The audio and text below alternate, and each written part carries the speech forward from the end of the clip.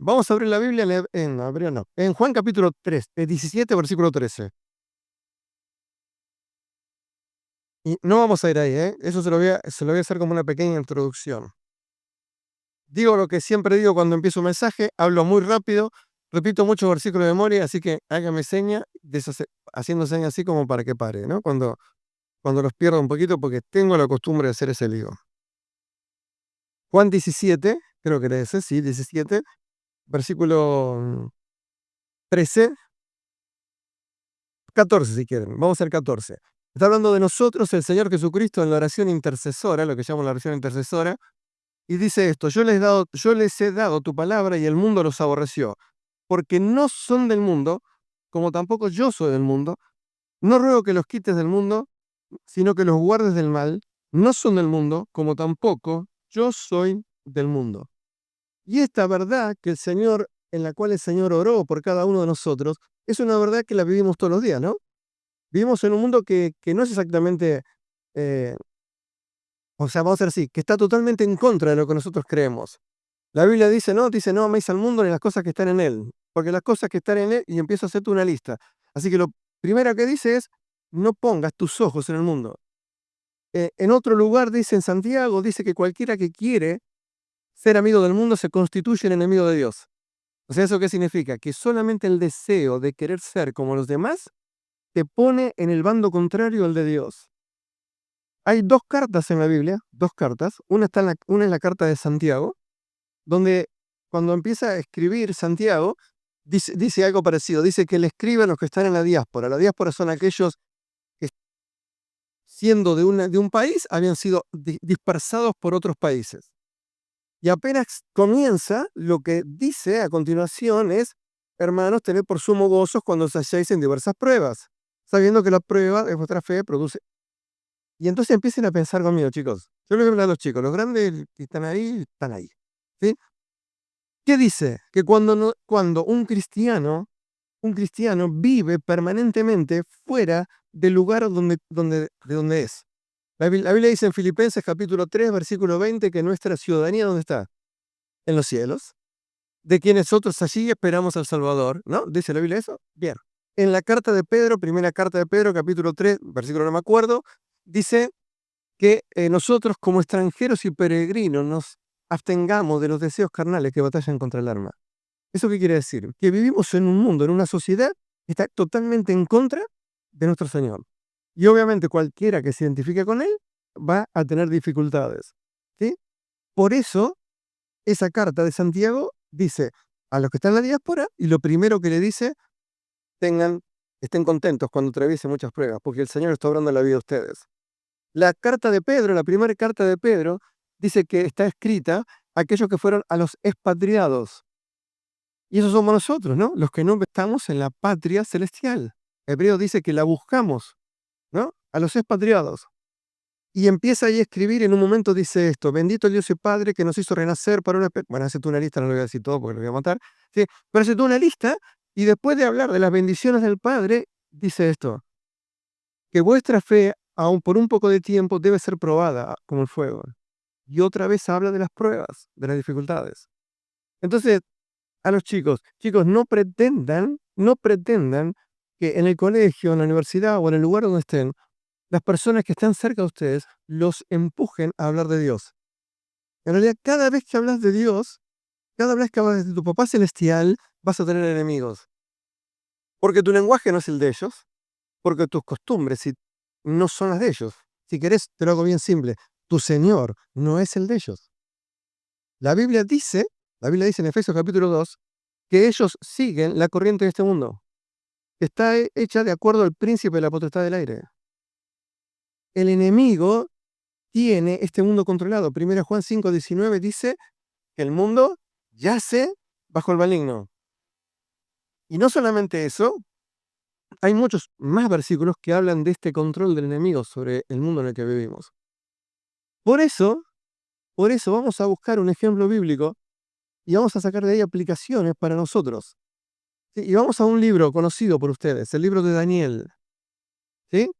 Está por allí en el Antiguo Testamento perdido. Es uno de los 4 profetas grandes, ¿no? Está Isaías, Jeremías, Lamentaciones, Ezequiel y Daniel. Así es fácil encontrarlo. Vamos despacito. Isaías, Jeremías, Lamentaciones, Ezequiel y Daniel. Así que busquen Daniel capítulo 1. Y vamos ahí buscar ejemplos para nosotros. Yo mientras ustedes buscan, les hago tiempo para que no pasen el papelón de no encontrarlo, ¿sí? Porque cuesta encontrarlo. Y eso que no les dije a Habacuc, Nahum, alguno de esos, que ahí olvídense, ¿no? Bien. Cuando me dijeron identidad, la primera vez, el tema identidad, yo digo, ¿qué quieren que hable? ¿Sí? Y estos días estaba en otro país por un tema de ministerio, y una noche di vuelta, y al día siguiente lo llamo y le digo, ¿identidad puede ser? Daniel capítulo 1. Cuando me dijo que sí, apagué el celular y me dormí. Así que vamos ahora ahí a Daniel capítulo 1 y vamos a ver una situación parecida, ¿sí? Cómo el enemigo trata de cambiar la identidad y qué tenemos que hacer frente a esas situaciones. Daniel capítulo 1, 1:1. Dice, en el año tercero del reinado de Joacim, rey de Judá, vino Nabucodonosor, rey de Babilonia, a Jerusalén y la sitió. A ver la cara de mi nieto. Joacim es hijo de Josías. ¿Escuchaste? Josí. Joacim es hijo de Josías en la Biblia. Así que digo porque mi nieto más grande se llama Josías. ¿Sí? Así que Josías había sido un gran rey de Israel, pero Joacim fue todo lo contrario. Todo lo contrario. Una de las cosas gravísimas que hizo Joacim, vamos a trasladarlo al lenguaje actual, quemó la Biblia. ¿Se entiende? Para que tengan idea de quién era Joacim. ¿Sí? Un día alguien la abrió, en realidad son los rollos, pero imaginemos actualizándolo, alguien le leyó la Biblia, se enojó, la cortó y la tiró al fuego a un brasero y la quemó. Así que piensen de quién estamos hablando. A ese hombre, Joacim, en realidad por culpa del pecado y por culpa de que él sacó la palabra de Dios del medio, hizo que Israel se fuera alejando de Dios. Y la conclusión fue que Dios permitió que un rey enemigo viniera y la controlara. ¿Sí? Ahora, vamos al versículo 2. Y el Señor entregó en sus manos a Joacim, rey de Judá, y parte de los utensilios de la casa de Dios, y los trajo a tierra de Sinar, a la casa de su Dios, y colocó los utensilios en la casa del tesoro de su Dios. Y acá empezamos a ver la situación. Todo esto es el entorno en el que va a vivir Daniel. ¿Sí? ¿Y qué es lo que hace este rey?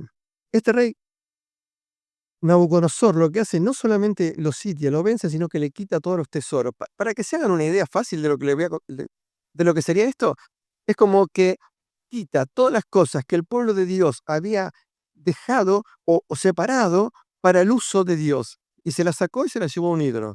Imagínense que algún hermano, casi seguro, trabajó en esta manera con mucho esfuerzo. ¿Para qué?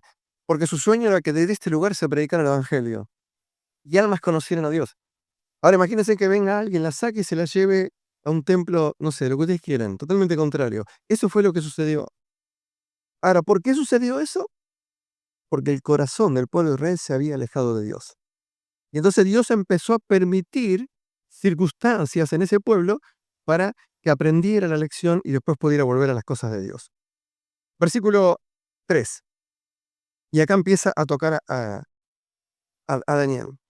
Y dijo el rey a Aspenaz, jefe de los eunucos, que trajese de los hijos de Israel, del linaje real de los príncipes, muchachos en quienes no hubiere tacha alguna. Y entonces, ¿qué va a hacer este rey? Este rey enemigo. Va a decir, bueno, de este pueblo de Israel, yo quiero especialmente a los jóvenes. ¿Por qué creen que apunta a los jóvenes? ¿Por qué? Porque una vez, esto es fácil, miren, es mucho más simple cambiarle la vida a un joven que cambiarle la vida a un grande. ¿Están de acuerdo conmigo? ¿Sí? O sea, nosotros, no, los grandes como Hugo y toda esa gente mucho más grande que yo, ellos sí, ya ahí no le podés cambiar nada. A mí todavía algunas cosas pueden alterar, ¿sí? Pero a los chicos es mucho más simple. ¿Por qué? Porque la Biblia habla de que los chicos tienen que ir creciendo. Y obviamente, en otro lugar, en el libro de Efesios, dice que tenemos que crecer y cuando crecemos no somos, escuchen la palabra, niños fluctuantes. Entonces, no estoy diciendo que ustedes lo sean, pero lo que estoy diciendo es que ustedes tienen que seguir creciendo en el conocimiento de Dios y afirmándose, yo uso otra palabra bíblica, arraigándose en Él, para que no sean movidos por las influencias del mundo. Eso es lo que enseña la Biblia, ¿no? ¿Y esto qué van a hacer?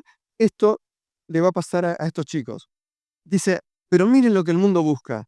Personas en las que no hubiese tacha alguna, que no haya errores, que no haya marcas en la vida. Miren otra cosa, de buen parecer, obviamente en este caso hablan personas como yo, ¿está bien, Hugo? ¿Eh? ¿Sí? Personas de buen parecer. Después dice, enseñados en toda sabiduría, o sea, con conocimientos humanos. Dice, de buen entendimiento e idóneos para estar en el palacio del rey. Y aquí paramos, y aquí paramos. Yo quiero que solamente empiecen a pensar esto. ¿Qué es lo que el mundo busca? Miren, buen parecer, conocimiento intelectual, ¿sí? Sin tacha, sin manchas. ¿Para estar dónde? En el palacio de quién? Del rey. Ahora les hago una pregunta. ¿Dios es más grande que este rey? ¿Sí o no? Dice Daniel capítulo 2 que Dios es el que pone reyes y quita reyes. Romanos capítulo 13 dice que toda autoridad está puesta por Dios. ¿Quién es entonces el número uno? Dios. Ahora, cuando Dios busca personas para estar en su palacio, ¿qué características tienen que tener? No busquen ahí, porque no está ahí, no miren para allá. Yo digo, hay alguien más entretenido que yo, ya están todos mirando para allá. ¿Qué es lo que busca Dios? Escuchen, lo necio del mundo, lo vil del mundo, lo menospreciado del mundo. Eso es lo que Dios eligió. Dice eso 1 Corintios capítulo 1. Ahora, miren la distinto de las reglas del mundo con lo distintos de las reglas de Dios. Dios busca lo que el mundo desecha para transformarlo. En cambio, el enemigo busca lo bueno del mundo para destruirlo. Porque eso es lo que hace. ¿Sí? Miren otra cosa. ¿Para qué cosa le tenía que hacer? Que le enseñase las letras. Esto lo voy a buscar porque sé que está en 1 Timoteo capítulo 6. Creo que busquen ese versículo. 1 Timoteo capítulo 6. Sí, 6:20. Y ahí les quiero decir algo.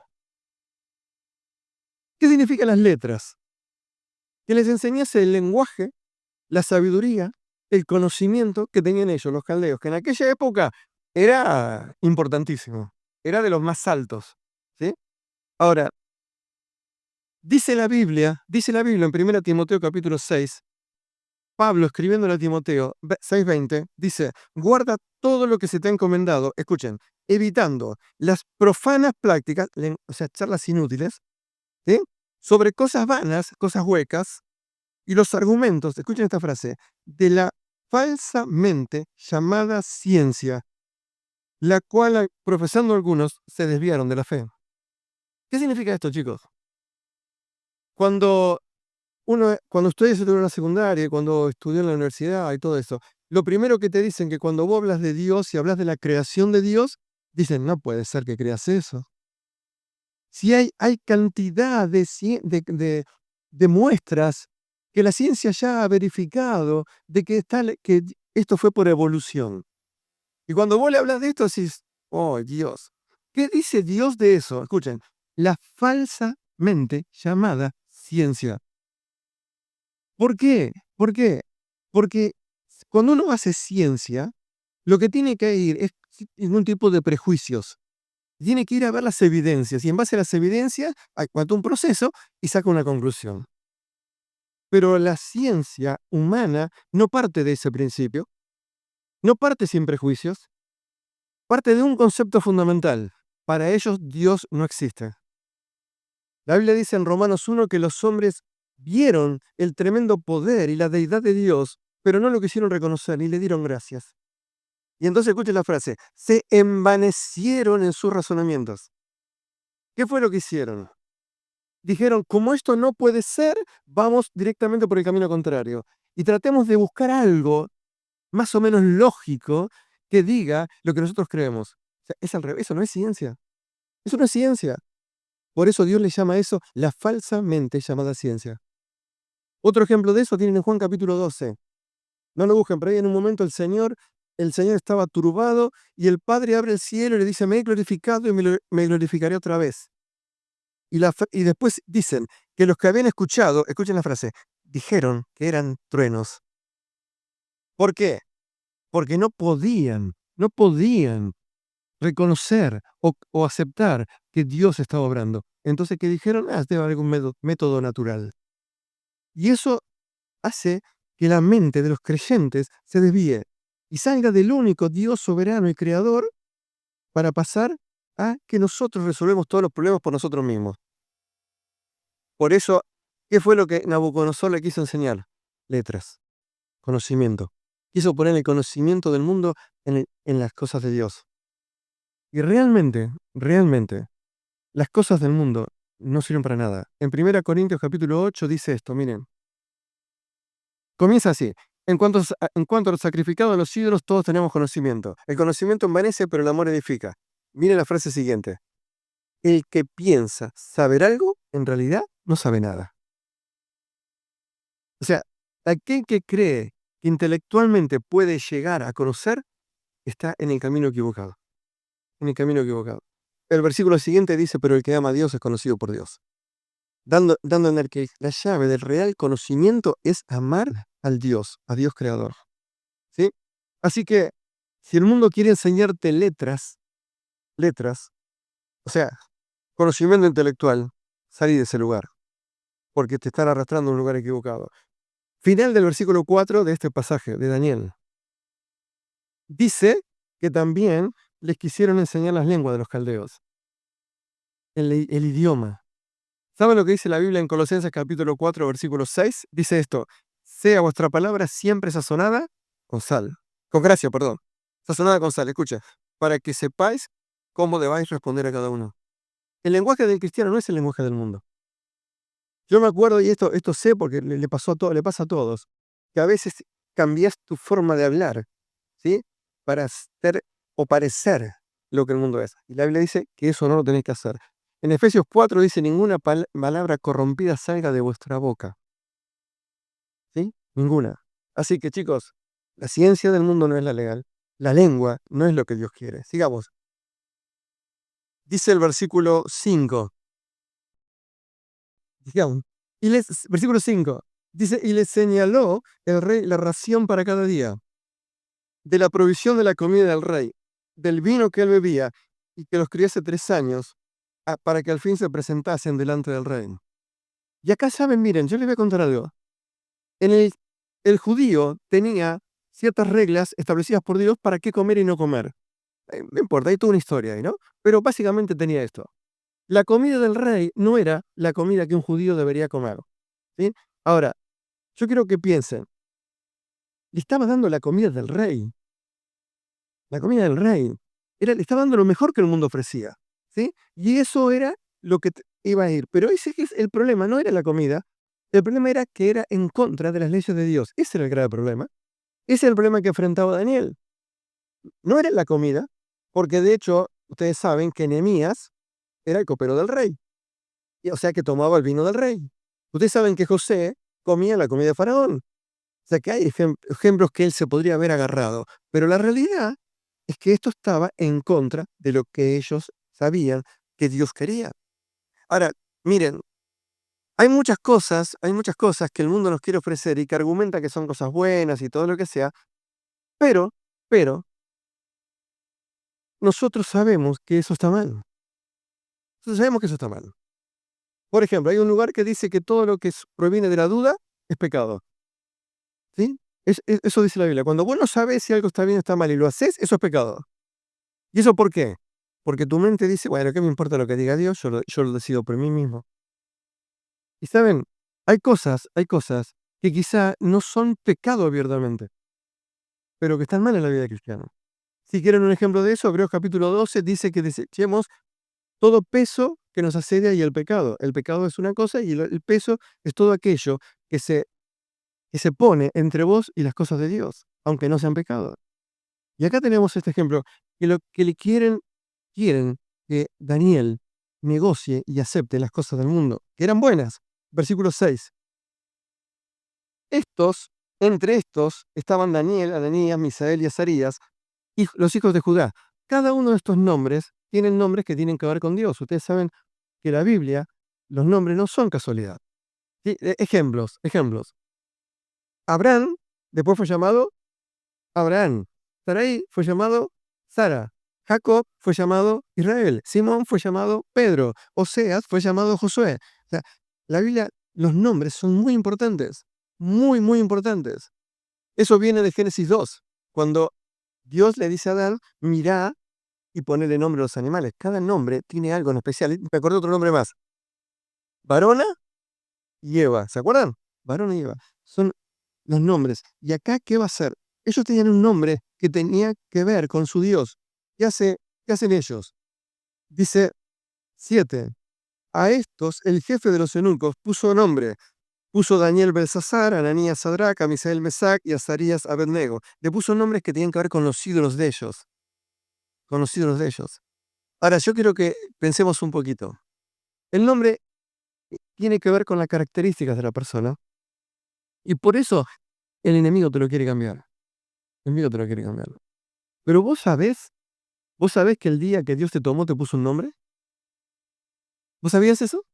Siempre que Dios toma a alguien, le pone el nombre. Y ese nombre no es casualidad, es el nombre en que lo quiere convertir. Y vos me dirás, pero yo no sé, algún día lo vas a conocer. Porque en Apocalipsis capítulo 3, creo que era, confirmame, 17, creo que era, 16, 17, creo que dice que al que venciere, Dios le dará una piedrecita blanca, y en esa piedrecita blanca un nombre escrito que solamente Dios conoce. Que cuando lleguemos al cielo, y como dice 1 Corintios 13, seremos conocidos como Él nos conoce, ahí Dios nos va a decir, esto fue lo que yo pensé para vos. ¿13 puede ser? ¿Me encontraste? 3:17 o 3, no sé cuánto.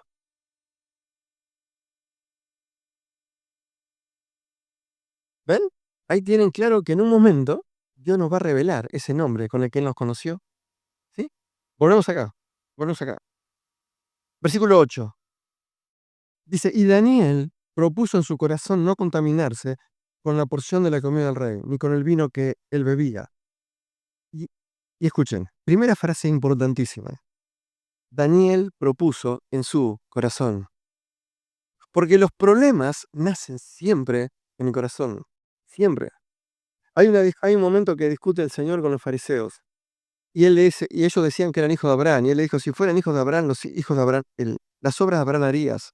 Pero vosotros sois de vuestro padre el diablo. Y escuchen esta frase. Y las obras de vuestro padre queréis hacer. Nace en el corazón el problema. El Señor dijo que todos los problemas del hombre no son los que entran por la boca, sino los que salen del corazón. Por eso la Biblia dice que sobre toda cosa guardada, guarde tu corazón. El problema nace ahí. ¿Qué hace Daniel? Lo llevaron a un país extranjero, como vive el cristiano. Le quisieron cambiar el nombre, le quisieron cambiar la comida, le quisieron cambiar la bebida, le quisieron cambiar el lenguaje, le quisieron cambiar el conocimiento, pero lo que nunca te van a poder cambiar es el corazón. El enemigo puede atacarte externamente todo lo que quiera, pero sos vos el que le permitís que entre a tu corazón. Y eso es lo que va a hacer Daniel. Daniel dice, yo esto no lo negocio. En mi corazón hay un solo Señor y este Señor es mi Dios. Eso es lo que hace Daniel. Y esa acción interna se manifiesta en una acción externa. ¿Cuál es? Dice en la mitad del 8, ni con el vino que había, escuchen, escuchen esta frase, por tanto, al jefe de los eunucos que no le obligase a contaminarse. O sea, nace en el interior, pero se tiene que reflejar en acciones externas. La Biblia en un lugar dice esto, la fe que obra por el amor. En otro lugar, el apóstol Pablo dice, habiendo oído de vuestra constancia. O sea, ¿qué es lo que pasa? Una fe real se manifiesta en hechos. No estoy diciendo que se necesitan los hechos para ser salvo. Lo que estoy diciendo es que la fe real te impulsa a actuar. Si lo querés, te lo digo con las palabras del apóstol Pablo en Corintios. El amor de Cristo me constriñe, pensando esto, que si uno murió, luego todos murieron, para que los que muramos, vivamos para Él. Dios tiene que transformar tu vida para que se manifieste. Y acá lo tenés. Él dijo, en el corazón tomó la decisión y por lo tanto va y hace algo. Versículo 9. Y puso Dios a Daniel en gracia y en buena voluntad con el jefe de los eunucos. Y uno dice, bueno, que acá está Dios obrando. Dios vio el corazón, Dios vio la acción, entonces Dios abre el camino. Pero miren lo que pasa. 10. Y dijo el jefe de los eunucos a Daniel, temo a mi señor el rey, que señaló vuestra comida y vuestra bebida, pues luego que él vea vuestros rostros más pálidos que los de los muchachos que son semejantes a vosotros, condenaréis para con el rey mi cabeza. Y uno dice, pero ¿no estaba Dios obrando? ¿Qué dijo este jefe? Dijo, está bien, está interesante, yo te entiendo, te comprendo, pero no me juego. Eso dijo él, porque está en juego mi vida, no la tuya. Yo no quiero ir. Y uno, a veces, dice, pero Dios no estaba sobrando. Dios no estaba confirmando esta decisión interna y estabas abriéndome el camino para... Y dice, ¿y cómo pasó esto?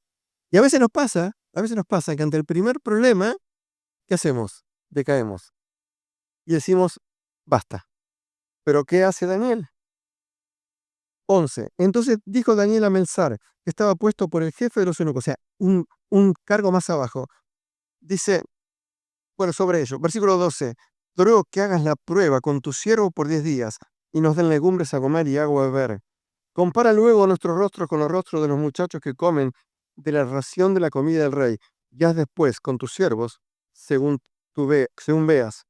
Consintió pues con ellos en esto y probó con ellos 10 días. Cuando él estaba confiando en la mano de Dios y vio una adversidad, no aflojó. Dijo, ok, voy a ir por otro camino. Y fue al segundo y le dijo, te pido una prueba. Pero yo quiero que sepan esto, miren, él también se estaba arriesgando. Porque ahora, antes tenía un plazo de 3 años y ahora tiene un plazo de 10 días para que Dios mostrara su mano de cuidado sobre él. Y él lo hace esa prueba. Y el otro hombre la acepta.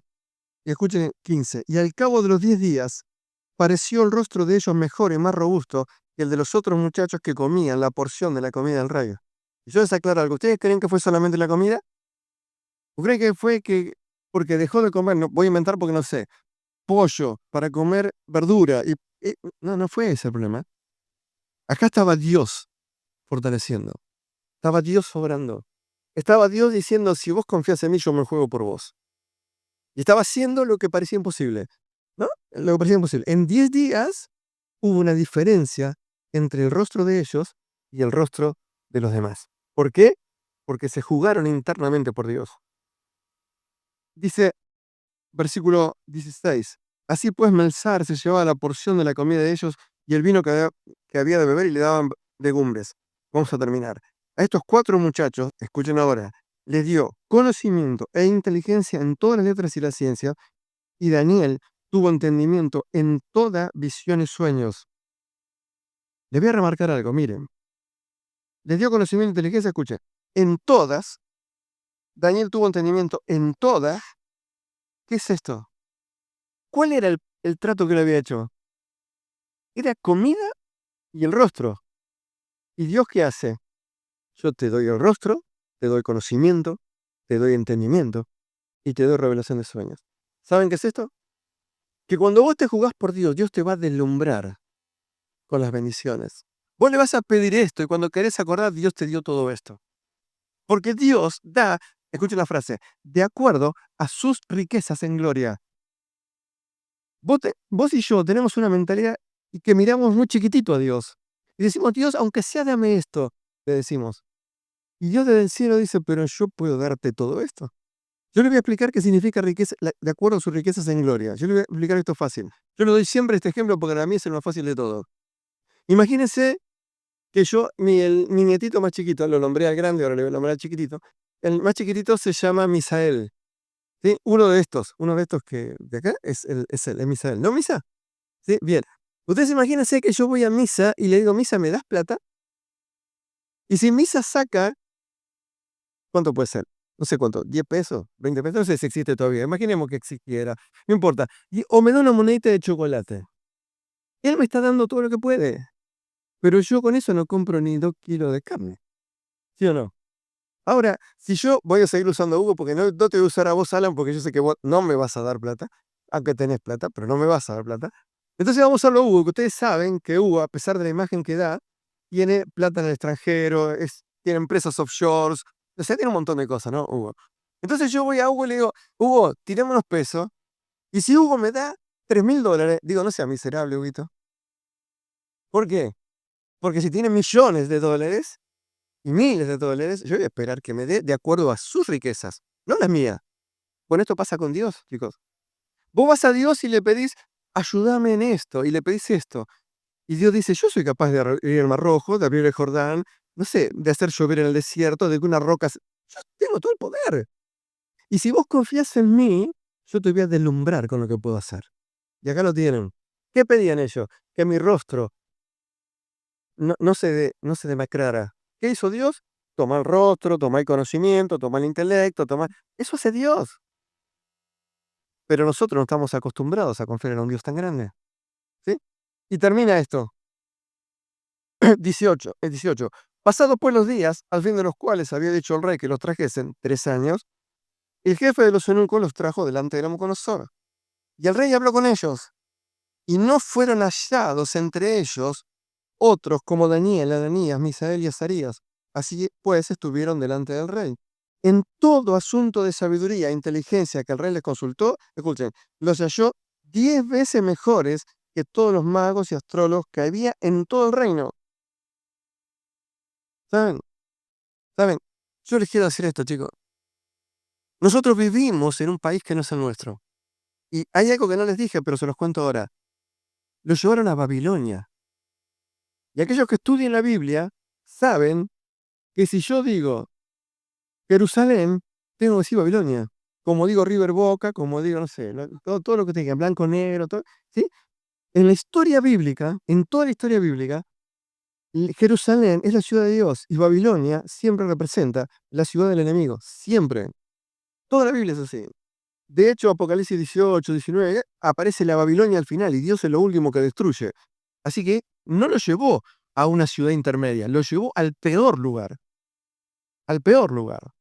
Y en ese lugar, porque jóvenes en el secreto descansaron y confiaron en Dios, ¿sí? Dios los puso en el lugar de privilegio. Dios los puso en el lugar de privilegio. Y esta historia impactó muchísimo, muchísimo, porque Daniel se transforma en una de las personas más importantes de ese reino. Y más, y si los estudiosos de la Biblia dicen que cuando el Señor Jesucristo nace, ¿se acuerdan que vienen del Oriente magos? Muchos dicen que ellos vinieron por las profecías de Daniel, por lo que ellos dicen, porque vimos su estrella en el Oriente. Y eso viene de estas historias. Y si nosotros buscamos el libro que más revelaciones tiene sobre el futuro en el Antiguo Testamento, ¿saben cuál es? El libro de Daniel. De hecho, al libro de Daniel se le llama el Apocalipsis de los gentiles en el Antiguo Testamento. ¿Todo por qué? Porque un joven que fue expatriado y puesto en un país que era totalmente enemigo, dijo en el corazón, yo no me voy a contaminar. Yo voy a confiar. Entonces, ¿saben? Son jóvenes y pueden transformar cualquier lugar en el que los pongan, siempre que tomen la decisión en el corazón. ¿Lo dejamos acá? No sé qué tiempo. ¿Qué me importa? Ya me pasé mal, no importa. Oramos para tener esa parte y creo que Alan tiene una canción. ¿Sí? Gracias, Señor, por esta preciosa noche, por este tiempo hermoso que disfrutamos con los jóvenes, con los adolescentes en esta iglesia. Y, Señor, que realmente tú confirmes tu palabra en los corazones. Que realmente cada uno de ellos, Señor, tome decisiones en el secreto. Señor, para que tú los puedas poner en lugares donde tú deseas y que se honren tu nombre en todo momento, a pesar de que estamos en un mundo que está en contra tuyo, pero tenemos la vista en la ciudad celestial, en la patria celestial, a la que un día tú nos llevarás. Gracias, Señor, en el nombre santo de tu Hijo, el Señor Jesucristo. Amén. Que el Señor les bendiga. Lo dejo con Alan, creo.